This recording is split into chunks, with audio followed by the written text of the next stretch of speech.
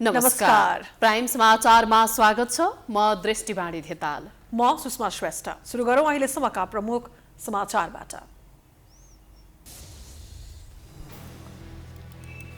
नेकपा र सूर्य चिन्ह आफ्नो भएको निर्वाचन आयोग समक्ष प्रधानमन्त्री ओलीको दावी। सबै ध्यान निर्वाचनमा लगाउन निर्देशन, तोकिएकै मितिमा चुनाव हुने जिकिर। सरकारद्वारा निर्वाचन हुने प्रदेश र जिल्लाहरूको टुङ्गो। पहिलो चरणमा प्रदेश 2, गण्डकी, लुम्बिनी र सुदूरपश्चिम तथा तेस्रो चरणमा कर्णाली, बागमती र प्रदेश 1 मा चुनाव हुने। प्रधानमन्त्री केपी शर्मा ओलीका विरुद्ध प्रचण्ड माधव समूहको प्रदर्शन र सभा भोलि। काठमाडौँमा गरियो युवाहरूले मार्च पास प्रदर्शनको सम्पूर्ण तयारी पूरा। बैतडीमा बलात्कारपछि हत्या गरिएकी 17 वर्षीय भागरथी भट्टको हत्यारा अझै पक्राउ परेन। दोषीलाई तत्काल कारबाही गर्ने गृहमन्त्री रामबहादुर थापाको आश्वासन। महत्वाकांक्षी बजेट ल्याएको सरकारले काम गर्न नसकेपछि बीचमै घटायो बजेटको आकार। 13 खर्ब 44 अर्ब मात्र खर्च गरिने, निर्वाचनका लागि 7 अर्ब रुपैयाँको स्रोत सुनिश्चित। चिनिया विदेश मन्त्रालयद्वारा भारतसँग सीमा क्षेत्रमा फेरि झडप हुने चेतावनी। बारम्बार नियम उल्लङ्घन गर्दै नजिस्किन आग्रह। र राष्ट्रिय महिला लीग फुटबलमा त्रिभुवन आर्मीद्वारा वालिङ नगरपालिका पराजित। नेपाल पुलिसद्वारा विराटनगर महानगरलाई 3-0 गोल अन्तरले पराजित।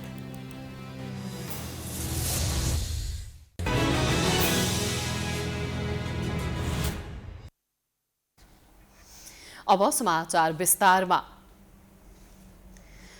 संसद विघटन गरिसकेपछि नेकपा र चुनाव चिन्ह सूर्य कसको समूहमा भन्ने आधिकारिकताको विवाद चलिरहेका बेला प्रधानमन्त्री केपी शर्मा ओली आफै निर्वाचन आयोग पुग्नु भएको छ। ओलीले आयोगमा आफू आधिकारिक भएकाले नेकपा र सूर्य चिन्ह आफ्नो भएको दावी प्रस्तुत गर्नु भएको छ। केही समय अघि नेकपाका अध्यक्ष पुष्पकमल दाहाल प्रचण्ड र माधव कुमार नेपाल निर्वाचन आयोग पुग्नु भएको थियो भने निर्वाचन आयोगमा पुगेर निर्वाचन रोक्नका लागि आग्रह गर्नु भएको थियो। त्यसपछि सार्वजनिक कार्यक्रममै असन्तुष्टि जनाएका प्रधानमन्त्री केपी शर्मा ओलीले मंगलबार निर्वाचन आयोग पुगे। प्रचण्ड माधव पक्षको आग्रहलाई बेवास्ता गर्दै निर्वाचनको तयारीमा निरन्तर जुट्न निर्देशन समेत दिनुभएको छ। हामी कसैलाई धम्की दिँदैनौँ। उहाँहरू धम्कीको भाषा बोल्नुहुन्छ। हामी धम्की दिँदैनौँ। हामी आग्रह गर्छौँ, हामी अनुरोध गर्छौँ, हामी विनम्रताका साथ अनुरोध गर्छौँ। हामी धम्की दिँदैनौँ। उहाँहरूले भन्नुभयो, अदालतलाई धम्की दिनुभयो उहाँहरूले, निर्वाचन आयोगलाई धम्की दिनुभयो उहाँहरूले। निर्वाचन आयोगमा गएर निर्वाचन आयोगलाई निर्वाचनको तयारी नगर भन्ने, निर्वाचन नगर्नु चाहिँ लोकतन्त्र अरे। केही दिन अघि मात्रै प्रचण्ड माधव नेपाल समूहलाई यसरी अभिव्यक्ति दिएका प्रधानमन्त्री केपी शर्मा ओली मंगलबार एकाएक दलबलसहित निर्वाचन आयोग पुगेर वैशाखमा हुने निर्वाचनको काम निरन्तर अगाडि बढाउन निर्देशन दिएका छन्। यही माघ 16 गते निर्वाचन आयोगले नेकपाको विवाद र निर्वाचनको तयारी बारेमा छलफल गर्न नेकपाका दुवै पक्षलाई बोलाएको थियो। त्यति बेला प्रचण्ड माधव पक्षले आयोगमा पुगेर नेकपा आफ्नो भएको दावी गरिसके पनि प्रधानमन्त्री ओली पुगेका थिएनन्। तर मंगलबार निर्वाचन आयोगमा पुगेर निर्वाचनको तयारीको काम निरन्तर अगाडि बढाउन निर्वाचन आयोगलाई आग्रह गरेको प्रधानमन्त्रीका प्रेस सल्लाहकार सूर्य थापाले बताए। नेकपाले आधिकारिकताको बारेमा भने कुनै छलफल नभएको थापाले बताए। नेकपाको दुवै समूहको विवादबारे पत्रकारले राखेको जिज्ञासामा प्रेस सल्लाहकार थापाले प्रधानमन्त्री ओली निर्वाचन आयोग जानुको उद्देश्य त्यो नभएको जिकिर गरे। प्रधानमन्त्रीज्यूले निर्वाचन कानुन हिजोका अभ्यासदेखि धेरै विषयहरूका सन्दर्भमा चाहिँ जिज्ञासा राख्नुभएको छ र ती कुराहरू जानकारी गराउनु भएको छ। यो चाहिँ मूलतः निर्वाचनको तयारीका सन्दर्भमा नै आयोगले गरिरहेको कामको बारेमा जानकारी लिनका निम्ति प्रधानमन्त्रीज्यू आउनुभएको। निर्वाचनको आयोगले गर्ने चाहिँ दलको बारेमा गर्ने निर्णयका बारेमा यो मुख्य विषय त्यो होइन। आज आयोग कार्यालयका परिसरमा पत्रकारसँग थापाले प्रमुख निर्वाचन आयुक्त दिनेश थपलियाले निर्वाचनको तयारीबारे जानकारी गराएको बताए। प्रधानमन्त्रीले आयोगले गरिरहेका तयारीका सन्दर्भमा धन्यवाद दिएका थिए। तयारी सन्तोषजनक रहेको हुनाले धन्यवाद ज्ञापन गर्नुभएको छ र आयोगले निर्वाचनको तयारीको कामलाई निरन्तर अगाडि बढाउन सुझाव पनि दिनुभएको छ। प्रमुख निर्वाचन आयुक्त थपलियाले निर्वाचनका लागि आवश्यक बजेट, बन्दोबस्तीका सामान लगायतका विभिन्न विषयमा जानकारी गराएका थिए। प्रधानमन्त्रीसँगै उपप्रधानमन्त्री ईश्वर पोखरेल, नेकपा महासचिव विष्णु पौडेल र नेता सुभाष नेङमाङ पनि आयोगको कार्यालय पुगेका थिए। संसद विघटन गर्दै वैशाख 17 र 27 गते 2 चरणमा निर्वाचन गर्ने प्रधानमन्त्री ओलीको सिफारिसमा राष्ट्रपति विद्यादेवी भण्डारीले सदर गरेकी थिइन्। सोमबार बसेको मन्त्री परिषदको बैठकले पनि 17 गते पहिलो चरणमा 40 जिल्लामा र दोस्रो चरणमा 37 जिल्लामा निर्वाचन गर्ने निर्णय गरेको छ। निर्वाचनको तयारी हुँदै गर्दा नेकपाका दुवै पक्षका नेताहरूले आफूहरू मूल पार्टी रहेको दावी गर्दै आएका छन्। तर आयोगले दुवै पक्षको दावी नपुगेको भन्दै फिर्ता पठाएको थियो। नेकपाको एउटा पक्षीय निर्वाचनको तयारी नगर्नु भन्ने र प्रधानमन्त्री ओलीले निर्वाचनको तयारी गर्न निर्देशन दिनुले आयोग आफै अलमलमा परेको छ। प्राइम टाइम्स टेलिभिजनका लागि क्यामेरामा अर्जुन भण्डारीका साथमा सृजना कार्की, काठमाडौँ। वैशाख 17 गते र 27 गते निर्वाचन हुन्छ। तोकिएको मिति भन्दा एक दिन पनि दायाँ बायाँ हुँदैन। प्रधानमन्त्री केपी शर्मा ओलीले पछिल्लो समय विभिन्न ठाउँमा पटक पटक भन्ने गरेको वाक्य हो यो। त्यति मात्रै होइन, गत पुस 5 गते प्रतिनिधि सभा विघटन र आगामी 2078 वैशाखमा निर्वाचनको घोषणा गरेसँगै निर्वाचन प्रक्रिया नरोक्न निर्वाचन आयोगले पटक पटक भनिरहेका छन्। सरकारको निर्णय अनुसार आयोगले निर्वाचनको प्रारम्भिक तयारी समेत थालिसकेको छ। तर राजनीतिक दलहरू, नागरिक समाज, जनता, बुद्धिजीवी समेत ढुक्क भने हुन सकेका छैनन्।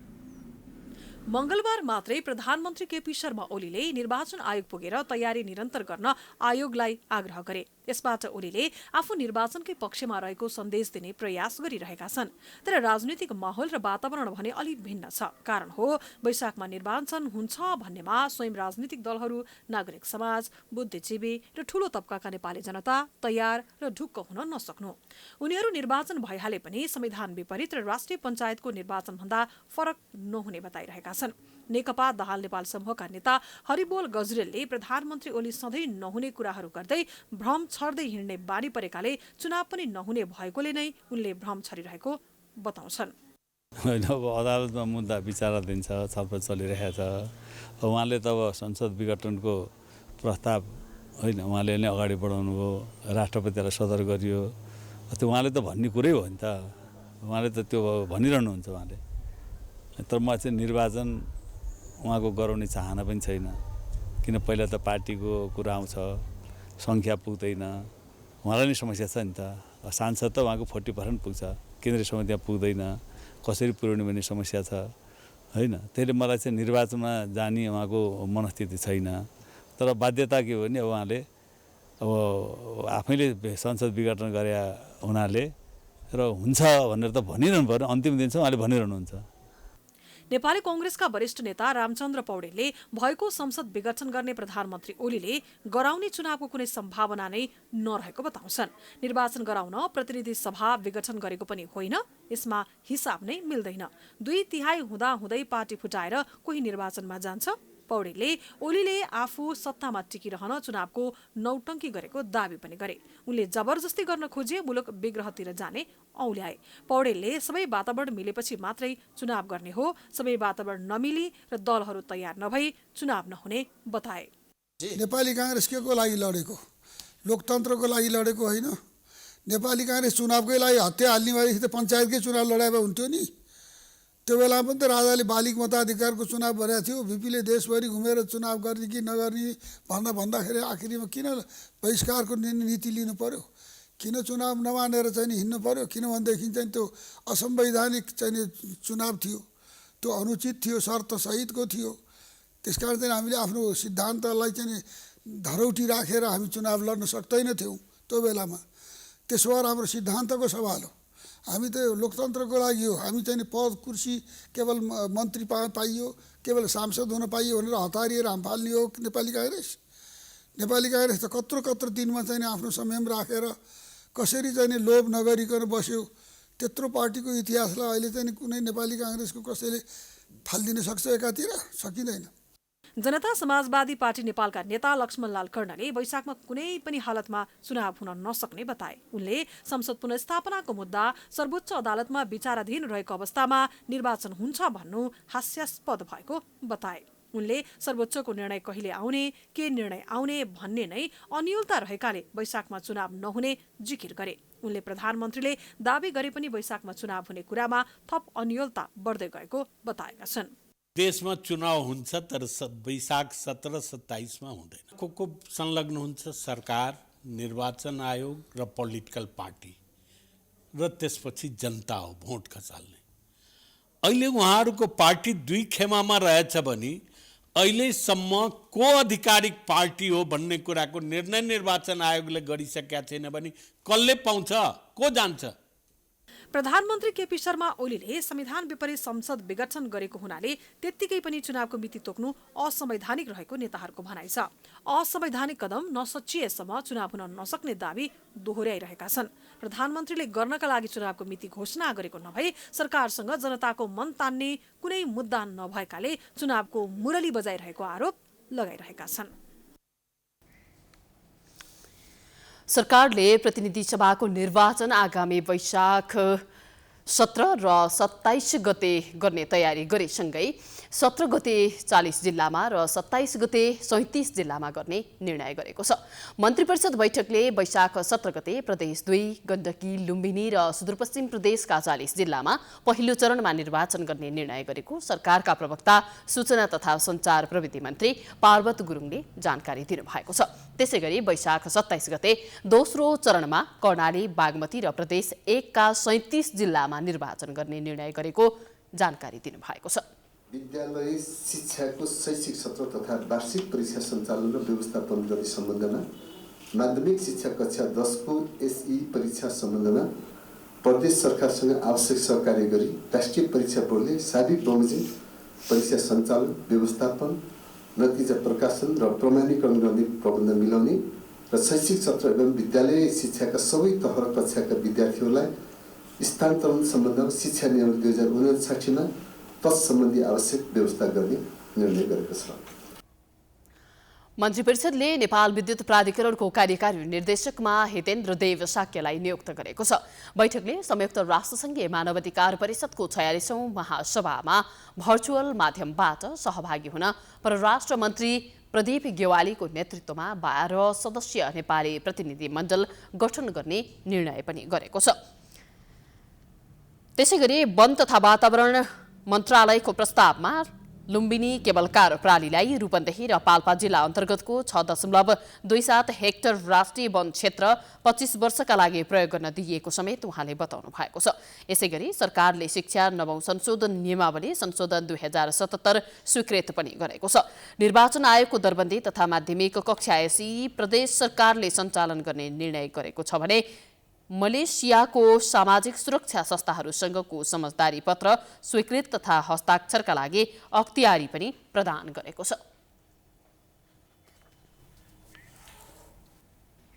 नेकपाको दाहाल नेपाल समूहले भोलि अर्थात् माघ 28 गते काठमाडौँमा प्रदर्शन गर्ने भएको छ। प्रदर्शनी मार्गमा हुने प्रदर्शनका लागि विभिन्न नेतालाई जिम्मेवारी दिएको छ। दाहाल नेपाल समूहको केन्द्रीय संघर्ष समितिका अनुसार 28 माघका दिन पुल्चोक, त्रिपुरेश्वर, माइतीघर, केशरमहल र जमलबाट विभिन्न नेताहरूको नेतृत्वमा जुलुस निकालिनेछ। ती जुलुसको नेतृत्वका लागि नेताहरूलाई जिम्मेवारी बाँडफाँड गरिएको छ। पुल्चोकबाट निस्कने जुलुसको नेतृत्व स्थायी समिति सदस्य कृष्णबहादुर महरा, पम्फा भुसाल, रघुजी पन्त, नेता प्रमेश हमाल तथा प्रदेशका सांसदहरूले गर्नेछन्। त्रिपुरेश्वर क्षेत्रको नेतृत्व अष्टलक्ष्मी साकी, घनश्याम भुसाल, चक्रपाणी खनाल, जनार्दन शर्मा, मुकुन्द न्यौपाने, युवराज गेवाली, वर्षमान पुन, सुरेन्द्र पाण्डे, विष्णुपुकार श्रेष्ठ लगायतले गर्नेछन्। माइतीघरमा नेता अमृत कुमार बोहरा, गणेश शाह, गिरिराजमणि पोखरेल, भीमाचार्य, मातृका यादव, हरिबोल गजुरेल तथा केन्द्रीय कमिटिका सदस्य, सम्बन्धित प्रदेश कमिटी, सङ्घ तथा प्रदेशका सांसदले नेतृत्व गर्ने कार्यक्रम तय भएको छ। केशर महलबाट निस्कने जुलुसको नेतृत्व देवप्रसाद गुरुङ, देवेन्द्र पौडेल, भीम रावल, शक्तिबहादुर बस्नेत, केन्द्रीय कमिटी सदस्य, सम्बन्धित प्रदेश कमिटिका सदस्यले गर्नेछन्। जमलबाट निकाल्ने जुलुसमा लीलामणि पोखरेल, केन्द्रीय कमिटी सदस्य पेशागत संगठन हेर्ने केन्द्रीय सदस्यले गर्ने केन्द्रीय संघर्ष समितिले जनाएको छ। त्रिकुटी मण्डप क्षेत्रमा गरिने आमसभामा अध्यक्ष द्वय लगायत शीर्ष नेताहरूले पनि सम्बोधन गर्ने कार्यक्रम छ। प्रदर्शनलाई भव्य र सबै बनाउने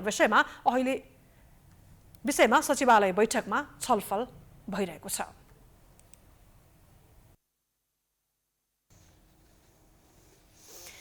नेकपा प्रचण्ड माधव समूहले काठमाडौँमा गर्न लागेको प्रदर्शनको अघिल्लो दिन मंगलबार मार्च पास गरेको छ।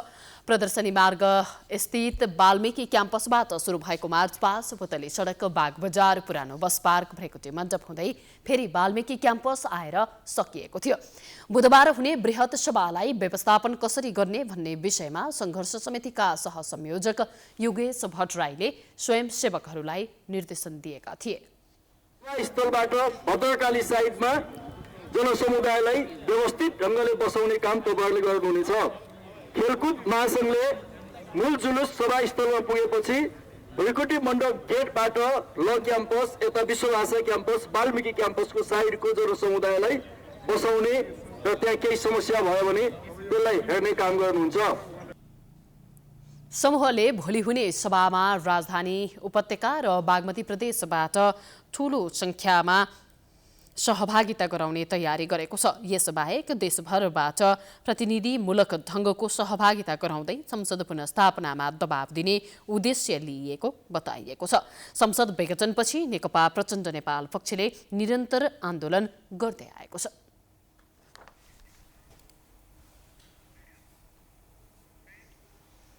समाचारको सिलसिला जारी छ।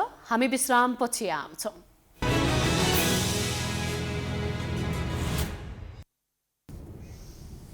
विश्रामपछि स्वागत छ। अब बाँकी समाचार। बैतडीमा बलात्कारपछि हत्या गरिएकी 17 वर्षीय भागरथी भट्टको हत्यामा संलग्नलाई प्रहरीले अझै पक्राउ गर्न सकेको छैन।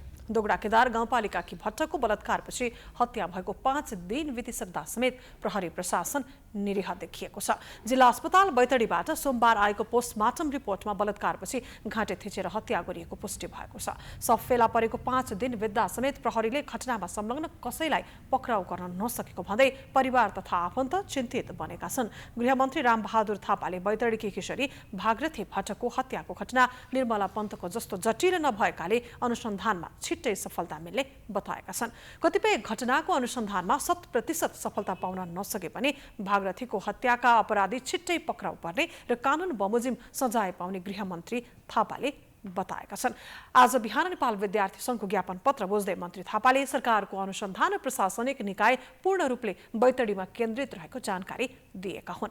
मन्त्री थापाले अपराधीको करिब नजिक पुगेको भन्दै अपराधी पत्ता लगाउन युवा, विद्यार्थी, नागरिक समाज लगायत सबैको सकारात्मक सहयोगको सरकारले अपेक्षा गरेको बताएको नैवेशंका महामन्त्री बलदेव तिमल सिन्हाले जानकारी दिएका छन्। घटनाको अनुसन्धानका लागि सुदूरपश्चिम प्रदेश प्रहरी प्रमुख डीआईजी उत्तम कुमार सुवेदी, प्रदेश प्रहरीका एसएसपी जनक पाण्डे नेतृत्वको टोली र केन्द्रीय अनुसन्धान ब्युरो सीआईबीबाट डीएसपी नेतृत्वको टोली खटिएको छ।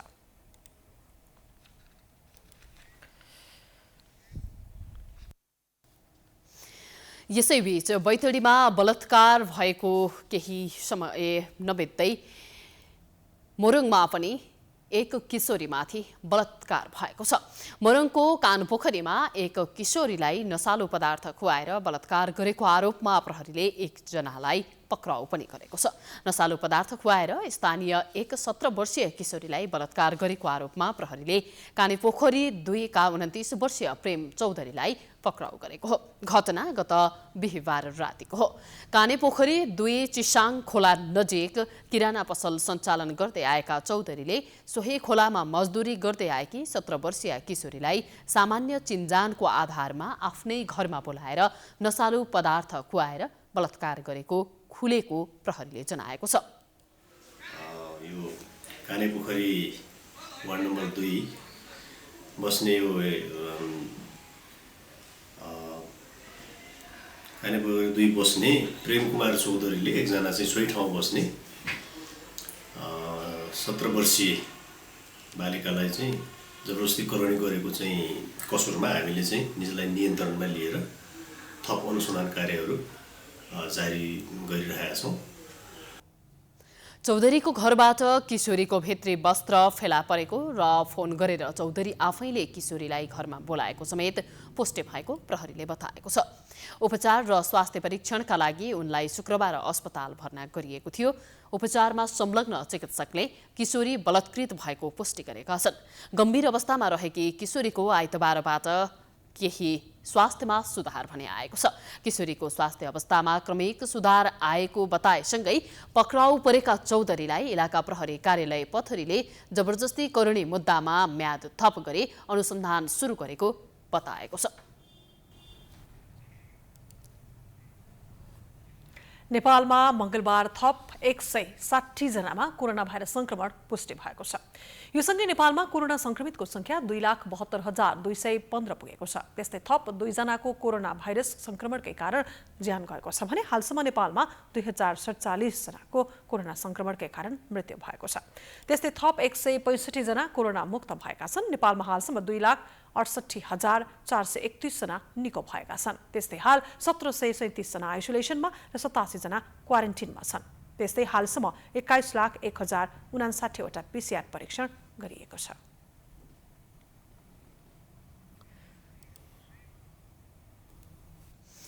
सर्वोच्च अदालतमा आज संवैधानिक इजलास नबस्दा बहस झन लम्बिने भएको छ। पूर्व न्यायाधीश इन्द्रराज पाण्डेको निधनमा संवेदना प्रकट गर्न आज इजलास नबस्ने भएको हो। सोमबारको इजलासमा प्रधान न्यायाधीश चोलेन्द्र शमशेर जबराले पाण्डेको निधनमा एक दिन अदालत बन्द रहने जानकारी गराउनु भएको थियो। न्यायाधीश पाण्डेको 90 वर्षको उमेरमा सोमबार बिहान निधन भएको थियो। आज अदालत बन्द रहने भएपछि कामकाज प्रभावित भएको छ। प्रतिनिधि सभा विघटनको विरुद्ध परेको मुद्दामा भोलिबाट बहस फेरि जारी रहनेछ।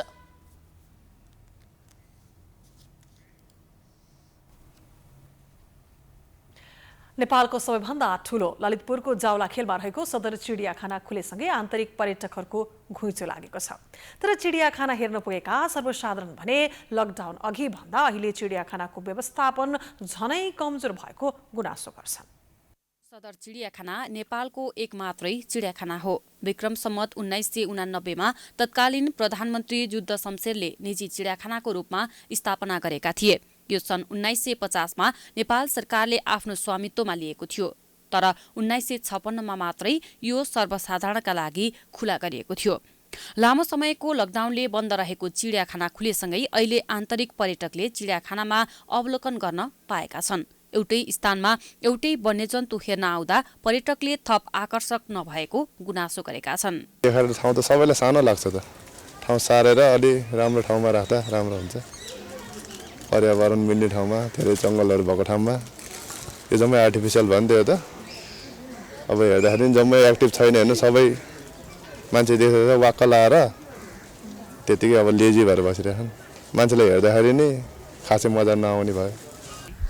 अब यहाँ जस्तै पाटे बाघ छ होइन, बाघ सिंह भन्ने देखिएन।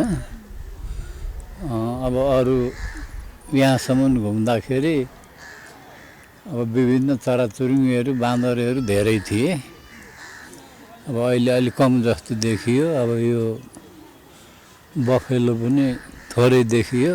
सदर चिडियाखानाको अवलोकन गर्न दैनिक हजारौं सर्वसाधारण आउने गरेका छन्। पहिलेका दिनमा भन्दा अहिले चिडियाखानामा केही व्यवस्थित र सफा भएको सर्वसाधारणको अनुभव छ। तर पनि केही अवलोकनकर्ताले भने जनावरको संख्या कमी आएको भनेका छन्। अहिले चाहिँ धेरै परिवर्तन भएको कारण कसरी भने पहिला चाहिँ अलिक योभन्दा नजिकको कोठाहरू राखिएको थियो।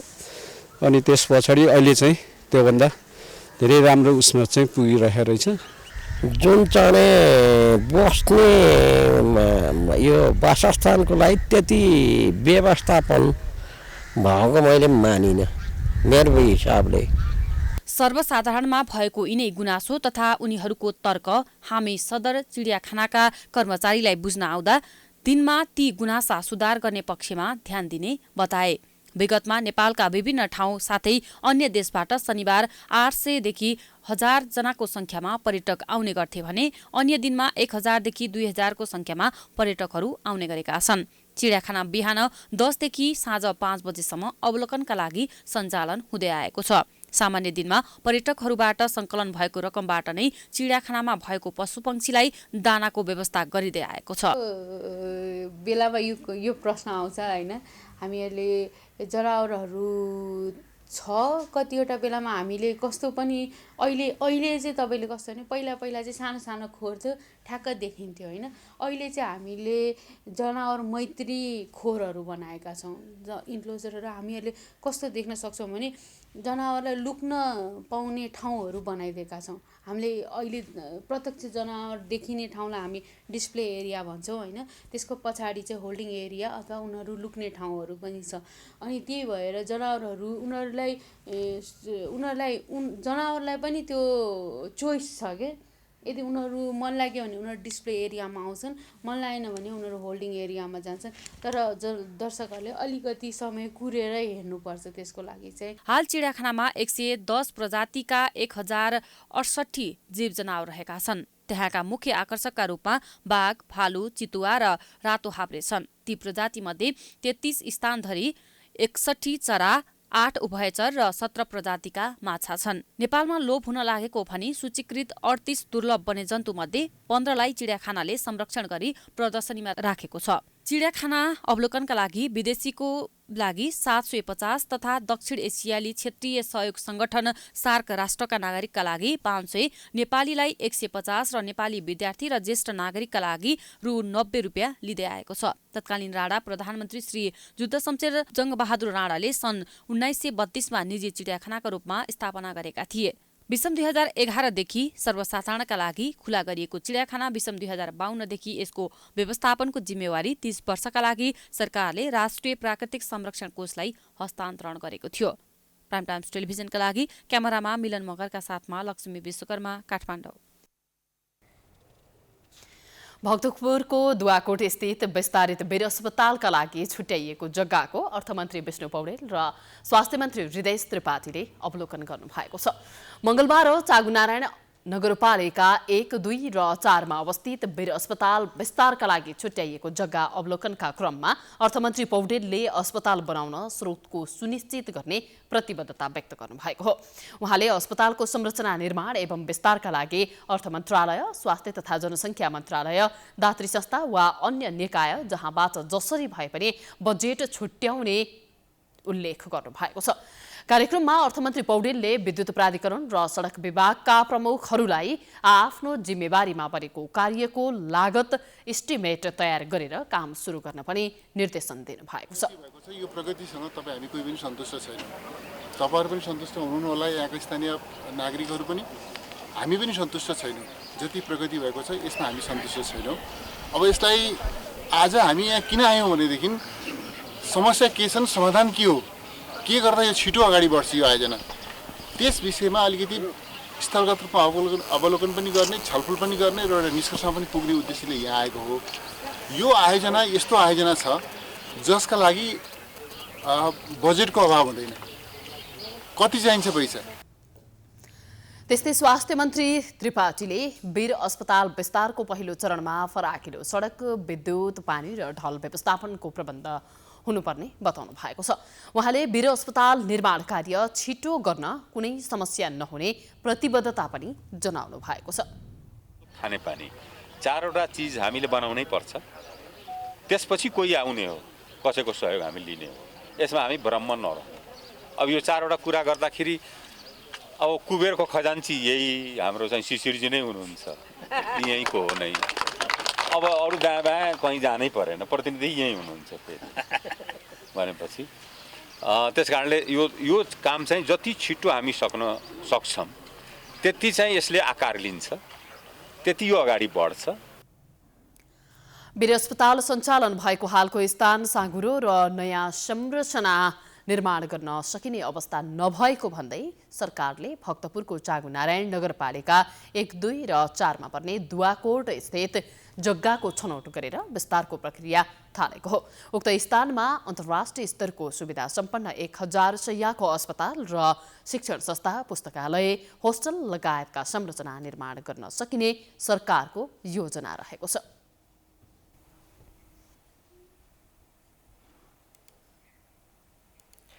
देशकै तेस्रो पर्यटकीय गन्तव्यको रूपमा रहेको चितवनको सौराहामा पर्यटक नआएपछि हात्ती फिर्ता गर्न थालिएको छ। पर्यटक नआएपछि व्यवसायीले हात्ती पाल्न कठिन भएको भन्दै निजी स्तरका हात्तीहरू फिर्ता गर्न थालेका हुन्। कोरोना संक्रमणका कारण चितवनको सौराहामा पर्यटकको आगमन कम भएपछि हात्ती व्यवसायी मारमा परेका छन्। नेपालमा कोरोना महामारी सुरु हुनु अघि नै सौराहामा 80वटा हात्ती थिए। अहिले 30वटा हात्ती फिर्ता भइसकेका छन्। हाल 50वटा मात्र हात्तीहरू रहेको हात्ती व्यवसायीको भनाइ छ। पर्यटकको आगमन कम भएपछि भाडामा ल्याएको हात्तीहरू भारततर्फ नै फिर्ता गरेको र कतिपय हात्ती व्यवसायीहरूले पनि आफ्नो हात्ती पाल्न नसकेपछि भारततर्फ नै फिर्ता गरेको बताएका छन्। हो, सौरामा चाहिँ नि 80वटा चान्चुन लगभग 80वटा हात्तीहरू थिए र अहिले चाहिँ घट्दै जाने क्रममा 50वटा जति हात्ती चाहिँ नि अब बाँकी छन्। 30वटा जति हात्ती चाहिँ यहाँबाट पलायन भएको अवस्था छ। त्यसमध्ये चाहिँ नि आधी जस्तो चाहिँ नि भाडाका हात्तीहरू थिए। हात्ती जोगाउन मुस्किल भएको भन्दै युनाइटेड हात्ती सहकारी संघले निकुञ्जभित्र हात्ती चराउन माग गरेका छन्। निकुञ्जभित्र हात्ती चराउन दिए हात्ती पाल्नमा लाग्ने खर्च 50% भार कम हुने र हात्ती जोगाउन सकिने सहकारी संघका अध्यक्ष ऋषिराम तिवारीले बताएका छन्। आन्तरिक पर्यटकले मात्र हात्ती जोगाउन मुस्किल भएकाले बाह्य पर्यटक नेपाल भित्र्याउन पनि सरकारले ध्यान दिनुपर्ने हात्ती व्यवसायीको माग छ। जोगाउनलाई नेपाल सरकारले जुन चितवन नेसनल पार्कमा भएको घाँसे मैदानलाई खुला गर्नुपर्छ र हात्तीभित्र चर्न दिनुपर्छ। एउटा कुरा त्यो हो र अर्को कुरा यो नेपाली पर्यटकको मात्रै भर परेर हुँदैन, विदेशी पर्यटकलाई पनि नेपालमा चाँडैभन्दा चाँडै भित्र्याएर र यो पर्यटनलाई चलायमान गरायो भने चाहिँ हात्ती जोगिन्छ। नत्र नेपालको तेस्रो पर्यटकीय नगरी भन्ने अब सौरामा हात्ती चाहिँ विस्थापित हुने क्रममा भएको हुनाले यो दुईटा कुरा नै मेन कुराहरू जस्तो लाग्छ मलाई चाहिँ। पर्यटकको मात्र नभई वन्यजन्तुसँग सम्बन्धित हरेक अन्तर्राष्ट्रिय निकायको नेपालको हात्तीप्रति विशेष लगाव छ। सौराहा नजिकै रहेको सामुदायिक वनहरूमा पर्यटकलाई हात्ती सफारी गराएर व्यवसायीहरूले आमदानी लिँदै आएका छन्।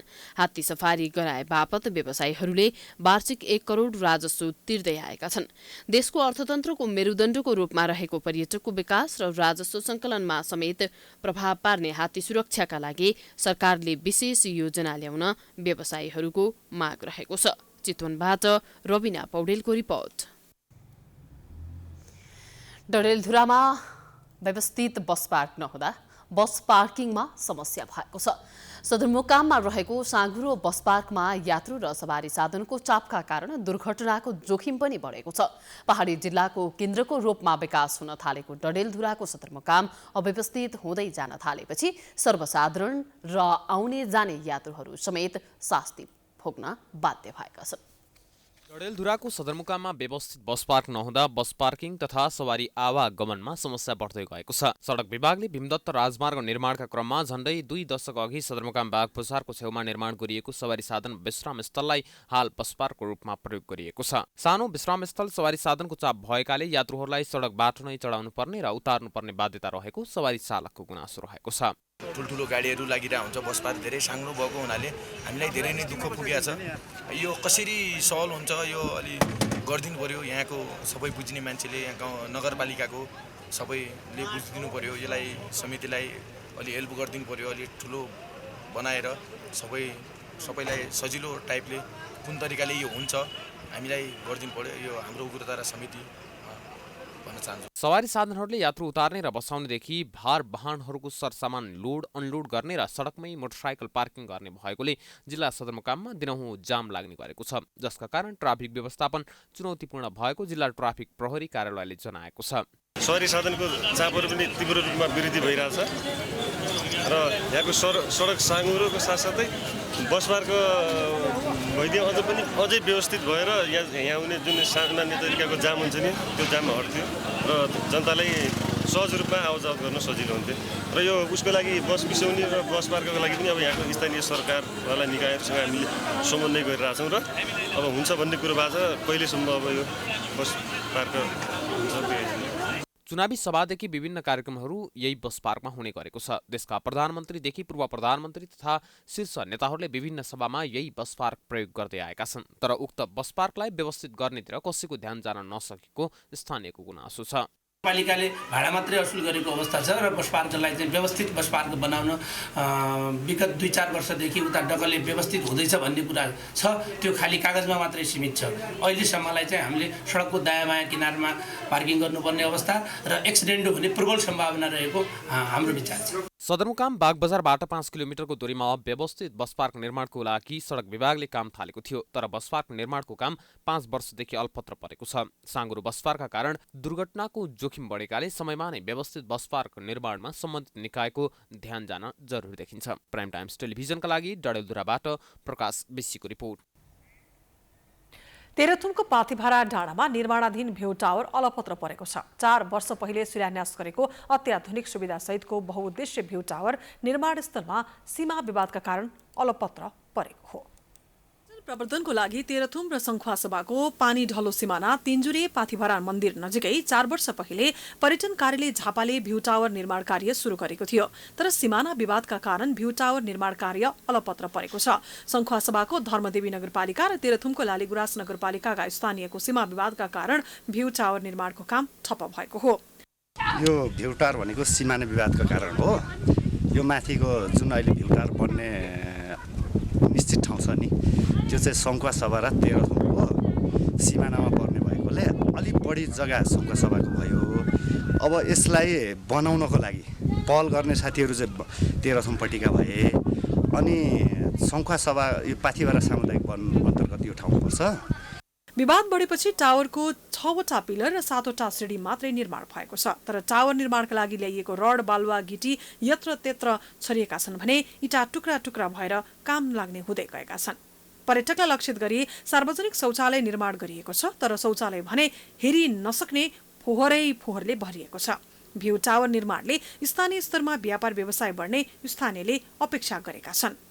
वैज्ञानिक युगका टावरहरू अथवा भ्यू टावरहरू अथवा भ्यू होटलहरू खोलिने कुरा, नयाँ संरचनाहरू चाहिँ नबन्दा छ। यहाँको स्थानीय स्तरदेखि लिएर होइन टाढा टाढाबाट आउने जो भ्रमण गर्न आउने साथीभाइहरूलाई, इष्टमित्रहरूलाई चाहिँ अब यहाँ हामीलाई प्रत्यक्ष यहाँ आउने कारण दर्शाउनै गाह्रो भइरहेको छ है।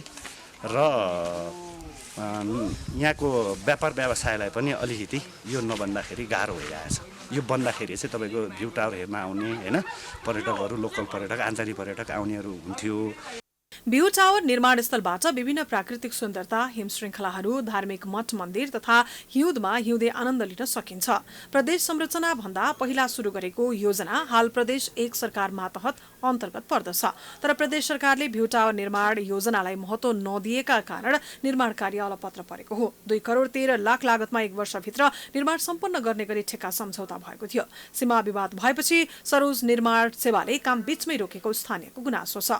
2 नगरपालिकाको विवाद मिलाएर भ्यू टावर निर्माणमा प्रदेश सरकारले चासो देखाउन स्थानीयले माग गरेका छन्। तेह्रथुमबाट विनोद भट्टराईको रिपोर्ट। समाचारको सिलसिला अझै जारी छ, हामी विश्राम पछि आउँछौँ।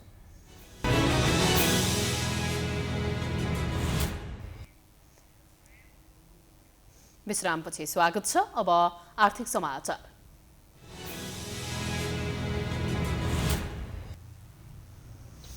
सरकारले अर्धवार्षिक समीक्षा मार्फत बजेटको आकार घटाएको छ। चालु आर्थिक वर्ष 2077-78 का लागि सरकारले 14 खर्ब 46 अर्ब रुपैयाँको आय व्यय विवरण सार्वजनिक गरेको थियो। 6 महिनाको बजेट खर्चको अनुमानका आधारमा यस आर्थिक वर्षको बजेट 13 खर्ब 44 अर्ब 68 करोड रुपैयाँको मात्र हुने अर्थ मन्त्रालयले जनाएको छ। यो कुल बजेटको 91.19% मात्र हो। अर्थमन्त्री विष्णु पौडेलले यो बजेट निर्वाचन र कोभिड खोपमा हुने खर्च समेत जोडेर भएको बताउनु भएको छ। यसमा अनिवार्य दायित्व र पूर्व सहमतिमा दिएका आयोजनाहरूको बजेट कटौती नहुने जानकारी पनि उहाँले गराउनु भएको छ। संशोधित अनुमानका अनुसार पनि बजेटका विषयमा व्यवस्थापन हुने समेत जानकारी गराइएको छ। संशोधित अनुमान अनुसार चालु खर्च 9 खर्ब 14 अर्ब पुँजीगत तर्फको खर्च 2 खर्ब 83 अर्ब र वित्तीय व्यवस्थापनतर्फ 1 खर्ब 46 अर्ब रुपैयाँ विनियोजन गरिएको छ। राष्ट्रको लक्ष्य अनुमान गर्दा हालको राष्ट्र सङ्कलन अवस्था र विगतको प्रवृत्तिलाई आधार बनाइएको छ। अर्थ मन्त्रालयले मध्यावधि निर्वाचनको तयारीका लागि निर्वाचन आयोगलाई 7 अर्ब रुपैयाँको स्रोत सुनिश्चित गरिदिएको छ। अर्थमन्त्री विष्णु पौडेलका अनुसार निर्वाचन खर्चको आकार अझै तय भएको छैन। यद्यपि आयोगले हालसम्म माग गरेको 7 अर्ब रुपैयाँको स्रोत सुनिश्चित गरिदिएको मन्त्री पौडेलले जानकारी दिनुभएको छ। सरकारले वैशाखमा गर्ने भनेको प्रतिनिधि सभा चुनाव, कोभिड खोप समेतमा बजेट व्यवस्थापन गरेको जनाएको छ। तर नयाँ शीर्षकमा थप खर्च गर्ने भन्दै पनि बजेट आकार घटाएको छ। पुँजीगत खर्च 20% बिन्दुले घटाइएको छ। डाक्टर युवराज खतिवडाले ल्याएको बजेट उनकै दलबाट अर्थमन्त्री बनेका पौडेलले संशोधन गरेका हुन्। मूलतः केन्द्रित हुँदै राजस्वको लक्ष्य पूरा गर्ने, पुँजीगत खर्च बढाउने, पूर्वाधार निर्माणलाई गति प्रदान गर्ने, खास गरी साधारणतर्फको खर्चमा विकेन्द्रिता अपनाउने, यी चिजहरूमा हामी ध्यान दिन्छौँ। बजेटको संशोधित अनुमान अनुसार चालू आर्थिक वर्षमा सरकारले राजस्व र आन्तरिक ऋणबाट 10 खर्ब 74 अर्ब 68 करोड, वैदेशिक अनुदानबाट 35 अर्ब र वैदेशिक ऋणबाट 2 खर्ब 35 अर्ब रुपैयाँ प्राप्त गर्ने लक्ष्य राखेको छ। सरकारले वैदेशिक अनुदानतर्फ 35 अर्ब र वैदेशिक ऋणतर्फको लक्ष्य 2 खर्ब 35 अर्ब रुपैयाँ समेत निर्धारण गरेको जनाएको छ।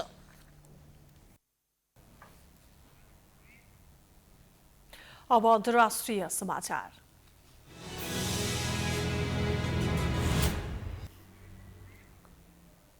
चीनले भारतलाई दुई देशबीचको सीमामा फेरि झडप हुन सक्ने चेतावनी दिएको छ। दुई देशबीच सीमा निर्धारण गरिएको वास्तविक नियन्त्रण रेखामा भारतले बारम्बार नियम उल्लङ्घन गरिरहेकाले सीमामा झडपको स्थिति निम्तिएको चिनिया विदेश मन्त्रालयले जनाएको छ। चिनिया विदेश मन्त्री वाङ यीका प्रवक्ता वाग बेन्विनले भारतलाई दुई देशबीच भएको सम्झौता इमानदारीताका साथ पालना गर्न र सीमावर्ती क्षेत्रमा शान्ति तथा स्थिरता कायम गर्न भनेका छन्। भारतीय सेनाका रिटायर्ड जनरल बीके सिंहले केही दिन अघि भारत चीन सम्बन्धमा भड्काउपूर्ण अभिव्यक्ति दिएका थिए। उनले भारतीय सेनाले चीनमाथि 50 पटक आक्रमण गरेको तर यो कुरा भारतीय जनतालाई थाहा नभएको बताएका थिए। बीके सिंह दक्षिण एसियाली छिमेकीहरूसँग भारतको सम्बन्धमा दरार निम्त्याउन सेना प्रयोग गर्नुपर्ने अभिव्यक्ति उनले दिँदै आइरहेका छन्।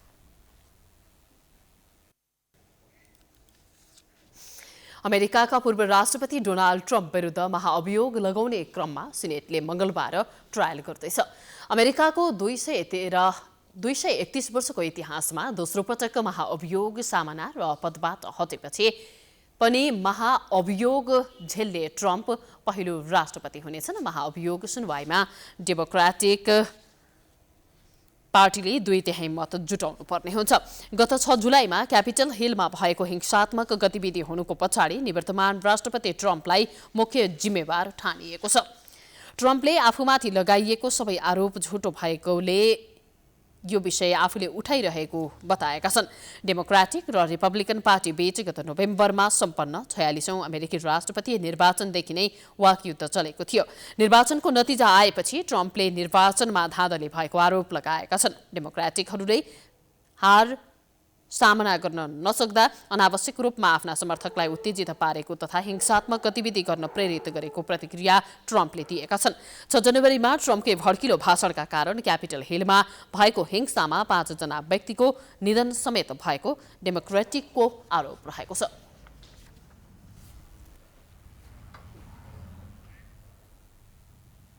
अब खेलकुद समाचार।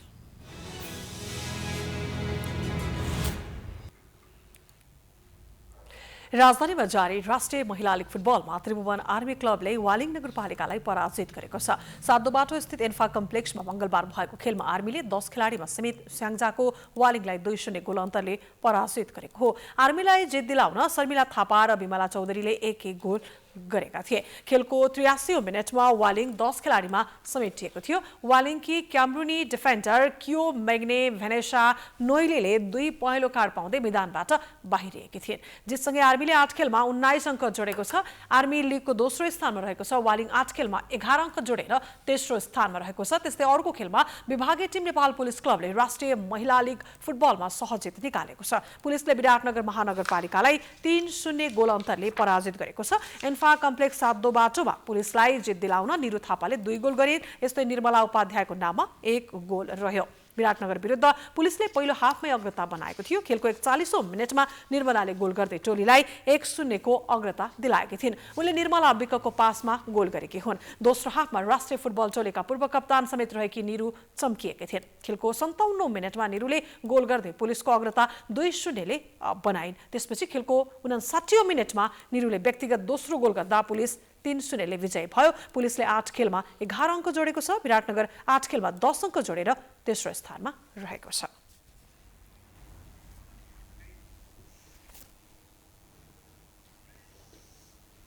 यो सँगै हामी समाचारको अन्त्यमा आइपुगेका छौं। जाँदा जाँदै प्रमुख समाचार पुनः एकपटक। नेकपा र सूर्य चिन्ह आफ्नो भएको निर्वाचन आयोग समक्ष प्रधानमन्त्री ओलीको दावी, सबै ध्यान निर्वाचनमा लगाउन निर्देशन, तोकिएकी मितिमा चुनाव हुने जुके। सरकारद्वारा निर्वाचन हुने प्रदेश र जिल्लाहरूको टुङ्गो। पहिलो चरणमा प्रदेश 2, गण्डकी, लुम्बिनी र सुदूरपश्चिम तथा दोस्रो चरणमा कर्णाली, बागमती र प्रदेश 1 मा चुनाव हुने। प्रधानमन्त्री केपी शर्मा ओलीका विरुद्ध प्रचण्ड माधव समूहको प्रदर्शन र सभा भोलि। काठमाडौँमा युवाहरूले गरे मार्च पास। प्रदर्शनको सम्पूर्ण तयारी पूरा। बैतडीमा बलात्कारपछि हत्या गरिएकी 17 वर्षीय भागीरथी भट्टको हत्यारा अझै पक्राउ परेन। दोषीलाई तत्काल पक्राउ गर्ने गृहमन्त्री रामबहादुर थापाको आश्वासन। महत्वाकांक्षी बजेट ल्याएको सरकारले काम गर्न नसकेपछि बीचमै घटायो बजेटको आकार। 13 खर्ब 44 अर्ब मात्र खर्च गरिने। निर्वाचनका लागि 7 अर्ब रुपैयाँको स्रोत सुनिश्चित। चिनिया विदेश मन्त्रालयद्वारा भारतसँग सीमा क्षेत्रमा फेरि झडप हुने चेतावनी। बारम्बार नियम उल्लङ्घन गर्दै नजिस्किन आग्रह। र राष्ट्रिय महिला लीग फुटबलमा त्रिभुवन आर्मीद्वारा वालिङ नगरपालिका पराजित। नेपाल पुलिसद्वारा विराटनगर महानगरलाई 3-0 गोल अन्तरले पराजित।